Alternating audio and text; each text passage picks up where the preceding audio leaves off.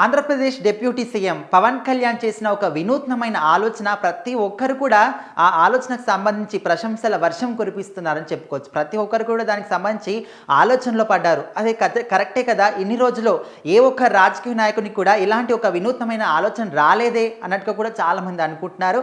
ఆ విధంగా పవన్ కళ్యాణ్ మాత్రం ప్రశంసలతో ముంచెత్తుతున్నారని కూడా చెప్పుకోవచ్చు. అయితే ఆయన చెప్పిన విషయం ఏమిటి, ఎందుకు అందరూ కూడా ఇంత విధంగా ఆయన్ని పొగుడుతున్నారనే విషయానికి వస్తే, ఇప్పుడు పవన్ కళ్యాణ్ కావచ్చు, ఇంకే రాజకీయ నాయకుడిని కావచ్చు, ఇంకే సినిమా సెలబ్రిటీని కావచ్చు, ఎవరిని కూడా కలవడానికి వచ్చినప్పుడు ముఖ్యంగా పవన్ కళ్యాణ్ ఎవరైతే ఎక్కడి నుంచి వచ్చినా ఎవరు వచ్చినా కూడా కలవడానికి వస్తే శాలువాలు, పూల బొకేలు, విగ్రహాలు, గిఫ్టులు ఇలాంటివన్నీ ఏవి కూడా తీసుకురావద్దు. ఎవరైనా ఇలాంటివి తీసుకురావాలనుకుంటే, నాకు ఏదైనా ఇవ్వాలనుకుంటే ఖచ్చితంగా పేదలకు ఏదో ఒక రకంగా ఉపయోగపడే విధంగా పేదలకు ఉపయోగపడే ఏదైనా ఒక వస్తువు తీసుకురండి. నాకు శాలువాలు, పూలదండలు, పూల బొకేలు, గిఫ్ట్లు, విగ్రహాలు ఇస్తే ఏమొస్తుంది, వాటిని ఎక్కడ పెట్టాలి, ఏం చేయాలనేది కూడా నాకు అర్థం కావడం లేదు. కాబట్టి పేద ప్రజలకు ఉపయోగపడే ఏదో ఒక విధంగా ఏదో ఒక బొమ్మ కావచ్చు, అంటే పేదలకు ఉపయోగపడే వస్తువులు ఏమైనా తీసుకొస్తే వాళ్ళకు చాలా ఉపయోగపడుతుంది కదా అనే విధంగా కూడా అందరినీ కూడా ఆయన రిక్వెస్ట్ చేయడం జరుగుతుంది. అంటే నార్మల్గా ఇప్పుడు ఆయన డిప్యూటీ సీఎం హోదాలో ఉన్నాడు కాబట్టి ఒక ఆర్డర్ వేయొచ్చు, కానీ ఇక్కడ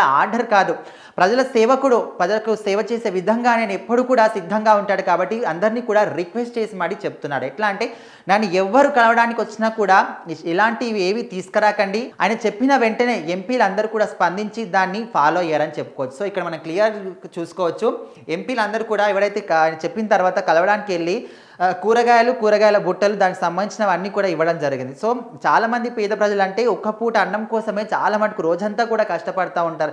రోజంతా కష్టపడినా కూడా ఒక్క పూట ఒక్క ముద్ద అన్నం తినాలంటే చాలా కష్టంగా ఉంటుంది. పూట కూడా గడవని చాలామంది పేద ప్రజలు ఉంటారు. సో అలాంటి వాళ్ళకు ఇలా కూరగాయలకు సంబంధించిన బుట్టలు కానీ, లేకపోతే బియ్యం కానీ, నిత్యావసర సరుకులు కానీ ఇలాంటివి ఏవి ఇచ్చినా కూడా పేద ప్రజలకు ఉపయోగపడతాయి కదా. నాకు ఇస్తే ఏమొస్తుంది, మీరు ఎన్ని ఇచ్చినా కూడా నేను వాటిని ఏం చేయాలో కూడా నాకు అర్థం కాదు. సో మరి ఇలా పేద ప్రజల కోసం ఏమైనా తీసుకొస్తే వాళ్ళకి చాలా హెల్ప్గా ఉంటుంది అనే విధంగా ఆయన ఒక వినూత్నమైన ఆలోచన చేయడం జరిగింది.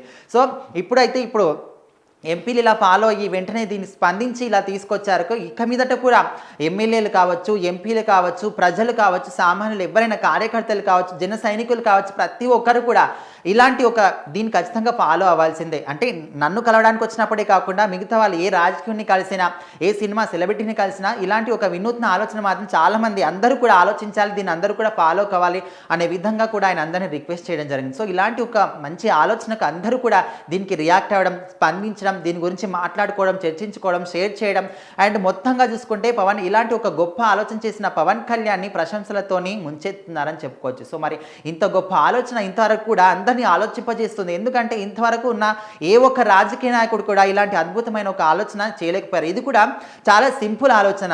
అంటే మనకు ఇవి తీసుకొచ్చే బదులు వాళ్ళ కోసం అవి తీసుకురండి అని ఇక్కడ చాలా సింప్లిసిటీ కనిపిస్తుంది. సో మరి దీనికి సంబంధించి మీరేమనుకుంటున్నారు, ఖచ్చితంగా కామెంట్ చేయండి.